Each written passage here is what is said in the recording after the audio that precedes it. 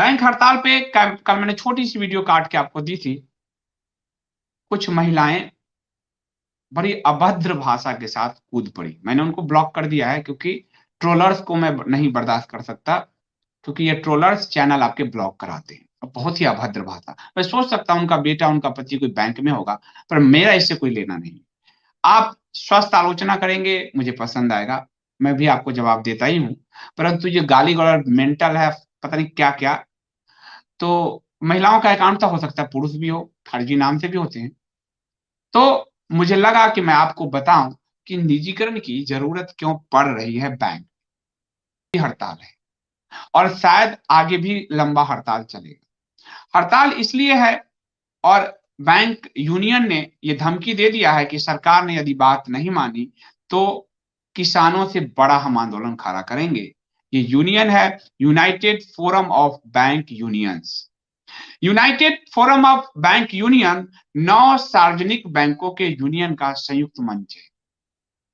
Communist mindset सारा, जितने भी आप देखते हो यूनियन, उसमें वही लोग बैठे हैं।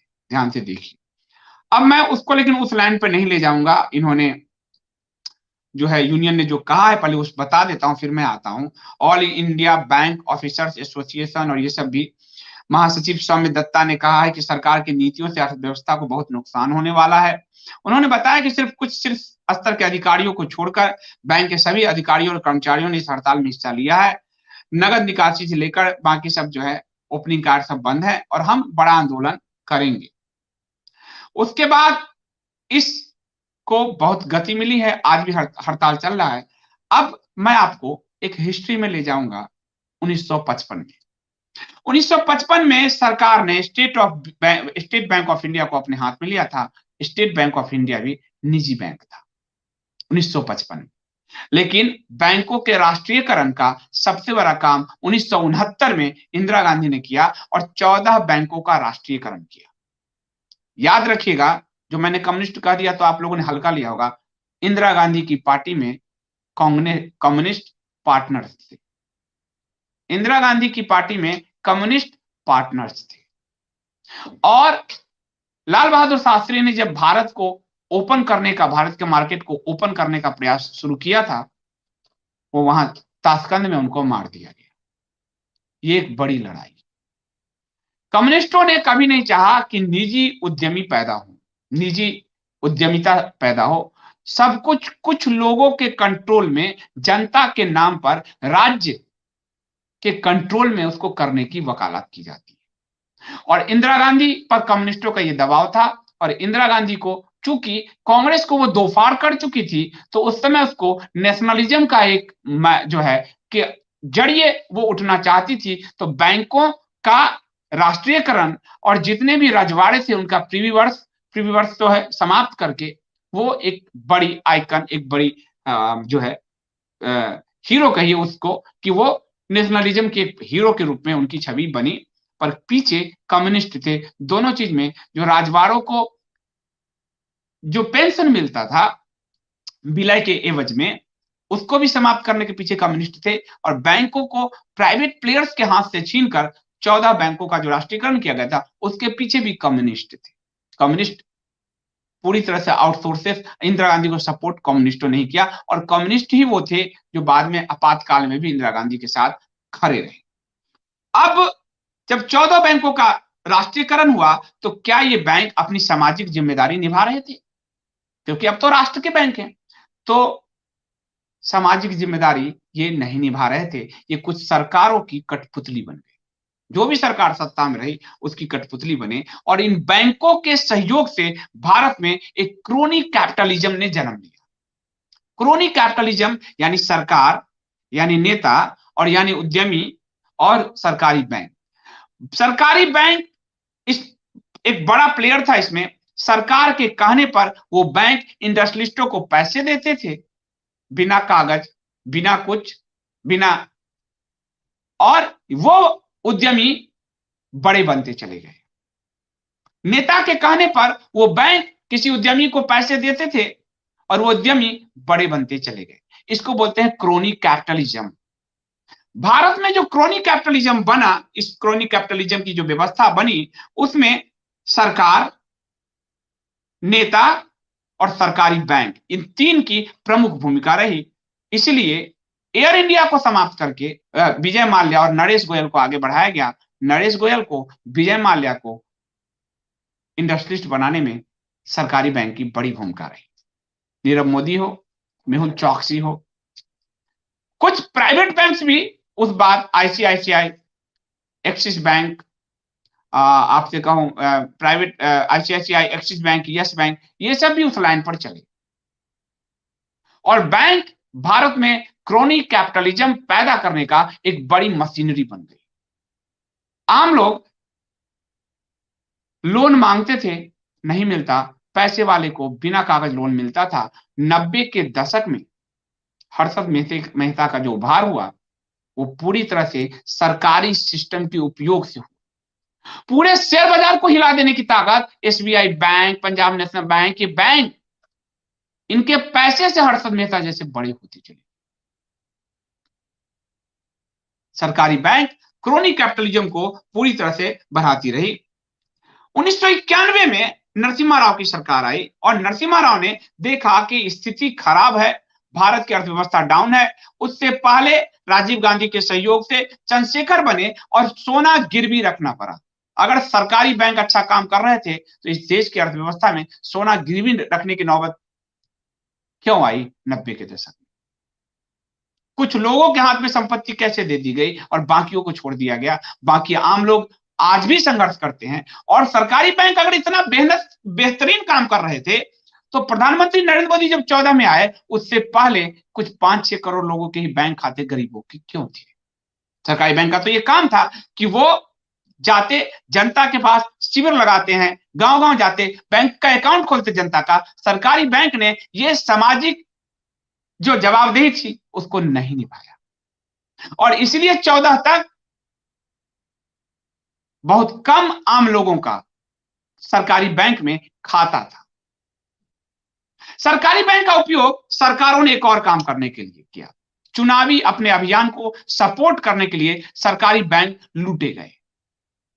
सरकारी बैंक को कहा गया कि हम सत्ता में आएंगे तो किसानों के 75,000 करोड़ माफ कर देंगे, हम सत्ता में आएंगे तो इसके इतना माफ कर देंगे, कॉर्पोरेट के इतने माफ करेंगे। और वो माफ कौन करता था? सरकारी बैंक। यानी सरकारी बैंक सरकारी टूल का, सरकारी मशीनरी का, सरकार का, नेताओं का चाकर बनकर रह गया, आम जनता से कटा रहा। आम जनता से कटा नहीं रहता तो इतने कम खाते आम जनता के नहीं होते। पूरी तरह से वो कटा रहा सरकारी बैंक। उसके बाद अब हर साल कुछ घोषणा हो रही है, सरकारी बैंक उसमें डाल रहा है। उद्योगपतियों के आपने एक उदाहरण देखा होगा मेहुल चौकसी और उस मामले में, उनके बिल पे, कागज पे लोन दिया जाता रहा और आम लोगों के दरवाजे कुर्क किए जाते रहे, आम लोगों के घर कुर्क किए जाते रहे। आपने अगर लोन नहीं समय पे चुकाया तो आपको तबाह करने के लिए बैंक वाले पहुंचते रहे।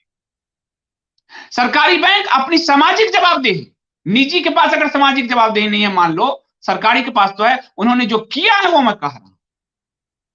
उसके बाद सरकार, जो भी सरकार आती थी,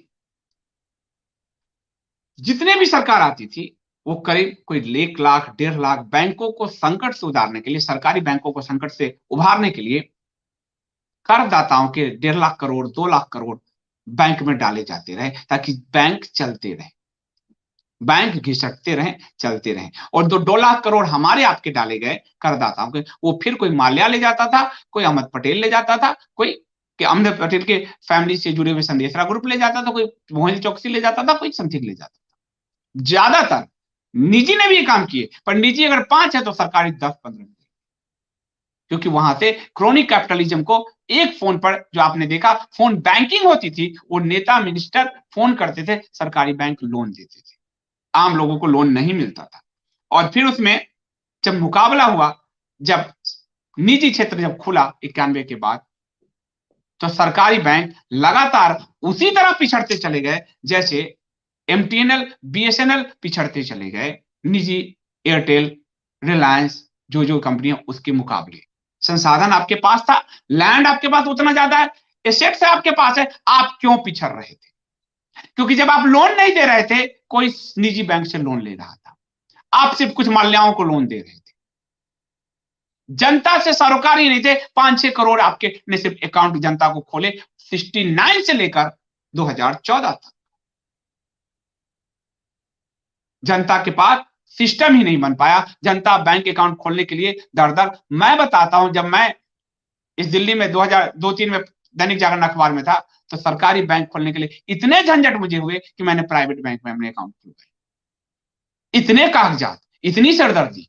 लोन तो छोड़ दीजिए, अभी एक लोन के लिए अप्लाई किया था, दौड़ा दिया वहां। कागज मजबूत है, सब कुछ मजबूत है, इसके बावजूद वही प्राइवेट सेक्टर से लोन मिल गया। तो ये एक सफेद हाथी साबित होता चला गया, और सफेद हाथी ऐसा कि सरकारें इसका उपयोग करने लगी। वो कोई भी सरकारें इसका उपयोग करने लगी। अब मोदी सरकार के आने के बाद क्या हुआ? मोदी सरकार के आने के बाद जो है, आपको इसमें बैंकों के मर्ज करने की प्रक्रिया शुरू हुई। मोदी सरकार के आने के बाद बैंकों को मर्ज करने की पूरी प्रक्रिया जो है शुरू हुई, और बैंकों को करीब करीब 2009 में 10 बैंकों को जो है 4 बैंकों में विलय कर दिया गया, और अभी 12 सरकारी बैंक है। 12 सरकारी बैंक है। आईडीबीआई जो बैंक है, उसका 51% हिस्सा एलआईसी ने खरीदा, वो भी सरकारी कंपनी है। अब सरकार ने जो पिछले बजट में कहा है कि कुछ बैंकों का जो उसका निजीकरण किया जाएगा, उसके विरोध में ये पूरी तरह से ये आंदोलन चल रहा है। वो कौन बैंक है जिनका निजीकरण किया जाएगा? सरकार ने अभी इसकी घोषणा, बैंकों के नाम नहीं बताए हैं, पर अनुमान है कि जो घिसट रहे हैं बैंक, उन बैंकों का जो है निजीकरण किया जा सकता है। ये लग रहा है कि उन बैंकों का निजीकरण हो सकता है। जिनका जो सरकार जो 6 सरकारी बैंक निजीकरण से बाहर रखे गए हैं, और खासकर कि जिनका भी मर्जर हुआ है, उस मर्जर में सरकार नहीं छोड़ रही है, उनके साइज को बढ़ा रही है, कैपिटल साइज उनका बढ़ रहा है, तो उसका मार्केट एसेट भी बढ़ रहा है, वैल्यू बाजार में भी उसका बढ़ रहा है। Punjab national bank, union bank, Canara bank, Indian bank, bank of Baroda और एसबीआई को सरकार नहीं छू रही। ये जो आंदोलन कर रहे हैं, इनके बात को ध्यान से समझिए। ये सबके ये 6 बैंकों को सरकार नहीं छू रही है, यही सच है। सरकार जो है जिन बैंकों को, आपको हो सकता है कि जिन बैंकों को इसमें मर्जर किया जाए, उसमें 4 बैंकों के नाम आ रहे हैं। चूंकि खुलकर वो कुछ राइटर ने रिपोर्ट तो चलाई है इस पर, लेकिन खुलकर ये बात पता नहीं चला है कि कौन वो 4 बैंक हैं। लेकिन जो मर्जर हुए हैं, बड़े बैंक के साइज है, उनको सरकार नहीं छूने जा रही। सरकार का कहना है कि हमारा काम बिजनेस चलाना नहीं है। 69 से लेकर 14 तक सरकारी बैंक एक बीमारू बैंक की भूमिका में रहे। आज कहा जाता है ये हम नहीं, जनता के लिए कह रहे हैं। एनडीटीवी चला रहा है उनके नेताओं के बयान, यूनियन के जो यूनियन, कि हम जनता के लिए कह रहे हैं। आपने जनता को ठुकरा के बाहर किया है महोदय। ऋण देने में आपने बाहर किया, बैंक खाता खोलने में आपने हर्डल पैदा किया, और ऋण की वसूली में आपने किसी साहूकार से भी गई बीती स्थिति पैदा की। आप मुकाबला मत करिए निजी का, निजी अलग चीज है, पर आपको 69 में आपका राष्ट्रीयकरण इसलिए किया गया कि आप जनता के भलाई के लिए काम करेंगे। पर आपने 2014 तक 5-6 करोड़ लोगों के पास बैंक अकाउंट से लोगों के, इसी से आपकी पूरी क्षमता का आकलन हो जाता है कि आप जनता से कितना जुड़े।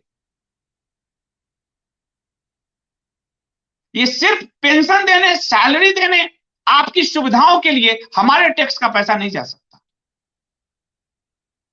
Axis bank, ICICI, yes bank, इन्होंने भी नियम तोड़े, सरकारी बैंक का फायदा उठाया, चंदा कोचर ने उठाया। जब सरकारी बैंक लुटा रहे थे तो ये भी लुटाते रहे, और इस पे भी कार्रवाई हुई। एक्सिस बैंक पे भी हुई, यस बैंक को भी उबारा गया, और आईसीआईसीआई से चंदा कोचर को बाहर किया गया। तो सरकार की जो भूमिका है आरबीआई की, वो नियामक की है, वो निगरानी रखने की। ये नहीं है सरकार कि प्राइवेट बैंक आएगा तो आपको लूट के चला जाएगा, जो गलत थ्योरी दी जा रही है। अगर आज महाराष्ट्र के सहकारी बैंक, शरद पवार वाले, वो जनता को तरसा रहे हैं, वहां जनता के पैसा फंसा हुआ है। संकट में निजी बैंक आया था, यस बैंक, और ये वो संकट से निकल गए। निकालने में सरकार को एक नियामक की भूमिका लेनी होगी। सरकार बिजनेसमैन से ज्यादा एक नियामक की भूमिका में होनी चाहिए, और सरकार उस नियामक की भूमिका में आरबीआई के जरिए रहे। मेरा मानना है कि सरकार एक निवेशक की भूमिका में भी रहे। प्राइवेट या सरकारी बैंक में आप निवेशक, जैसे आईडीबीआई में एलआईसी ने निवेश किया है, 51% लिया है, तो सरकार एक निवेशक की भूमिका में रहे। आप कंट्रोल ना करें, सरकार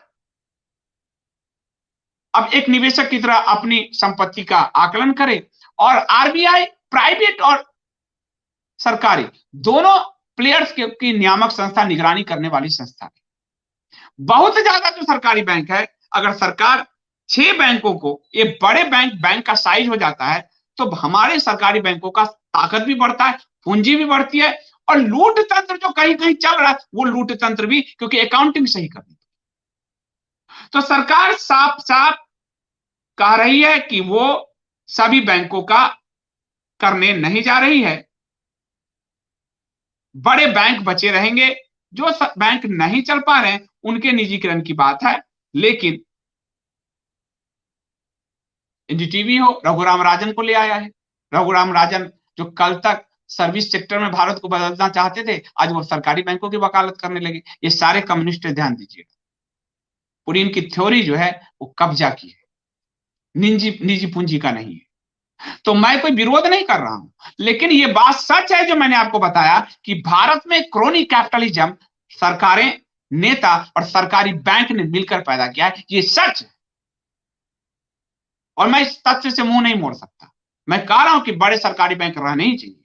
जो 6 सरकारी बैंक सरकार ने कहा वो रहेंगे ही रहेंगे। 3-4 का नाम आया है, उस 4 में अभी सरकार ने 2 का निजीकरण की बात की है, तो वो सरकार ने अभी खुल के बैंकों के नाम नहीं लिए हैं। लेकिन जो लोग पेंशन, सैलरी, ये वो सुविधाओं की, उनको डर है कि काज एक किया तो 2 करेंगे, कल दूसरे का कर दे, तीसरे का, इसलिए वो लोग आंदोलन कर रहे हैं। वो उनका अधिकार है, कर सकते हैं, वो आंदोलन कर रहे हैं।